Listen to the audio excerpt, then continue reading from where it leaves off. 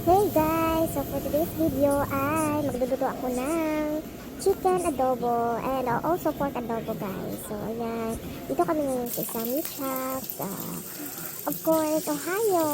Ayan, so syempre nag-request ako ng pork and chicken. So ayan, syempre guys, so hinugasan ko na muna yung pork and chicken. So yung binili ni Papang ay pork belly and chicken breast, boneless chicken breast na siya. So nag-prepare lang ako ng onion, garlic, and bell pepper. Yan.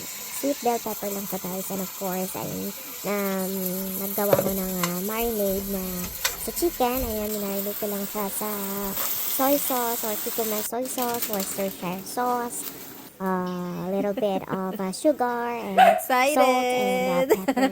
And then, so, syempre, ginisa ko na muna siya guys. Excited of for course. the And adobo, then, after chicken that, adobo. nung nag-caramelize na yung onion and We need garlic, soy syempre, nilagay sauce. natin yung chicken. Ayan. So, ayun guys, syempre, di na makapaghintay ang I'll aking just put some more papang later. yan, si SD Ja, mga beshi. So, ayan, nag-aabang yan sa niluluto ko. So, wala kasi sila ditong ordinary na soy sauce na yung sanay ako sa lasa ng kanilang ayan, soy sauce natin. So, iba. Yung available lang dito, of course, is yung Kikkoman soy sauce. Ayan. So, syempre, mas masarap yung ating adobo, guys, kapag mas maraming mga spices. So, nilagan ko pa siya ng black pepper and then bay leaves. Yan. So, tignan ko lang, tinansya-tansya ko lang yung kanyang lasa, yung kanyang asin, at Yay! kanyang Adobo is ready. salt. So, syempre, dagdagan natin. Ayan. So, syempre, diba guys, enjoy na enjoy, diba, sa pagluluto. Kasi, excited na si You like SD. Kasi, first time niya makakatikim niyang chicken adobo. Ayan. Sure? So, syempre, tikman na natin kung ano ang lasa.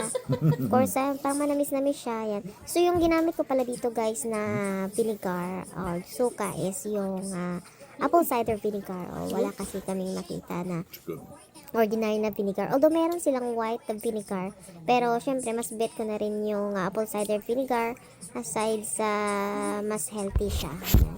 Yung apple cider vinegar guys. So, syempre hindi kasi sanay kumain ng rice. So, yan. Bread lang yung side dish namin ngayon for today's video guys. So, syempre ayan.